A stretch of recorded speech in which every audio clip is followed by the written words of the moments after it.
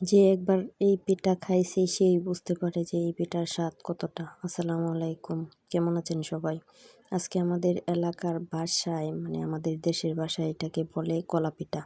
এই পিঠাটা রাতের বেলায় সবাই বানায় আর কি, আর সকালবেলায় সবাই খায় নাস্তা। তো আমি আজকে এই পিঠাটাই বানানোর চেষ্টা করছি। আমি বেশি বানাই নাই, এই পিঠাটা মাঝে মাঝে বানাই। তো কাজ করে খাওয়াবেন, ঘরে যারা আছে সবাইকে কাজ করে খাওয়াবেন। জামাই আর শাশুড়িকে দিলাম পিঠা বানাও, কাজ করো।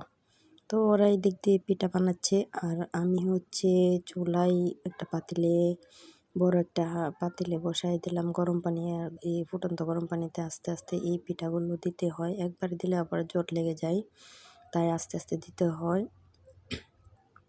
তারপর গরম মশলা মানে তেজপাতা, লং, এলাচ, দারচিনি সবই দেওয়া লাগে। দিয়ে কিছু কলা দিতে হয় চটকে, এর নাম হচ্ছে কলা পিঠা, না হলে কলা পিঠা হবে না। তো নারকেল, দুধ এইগুলো আমি আস্তে আস্তে একটা একটা করে দিচ্ছি। তারপর শেষে হচ্ছে গুড়টা দিয়ে দেব, দিয়ে অনেকক্ষণ জাল করলে তারপর একটা আটালো ভাব হবে।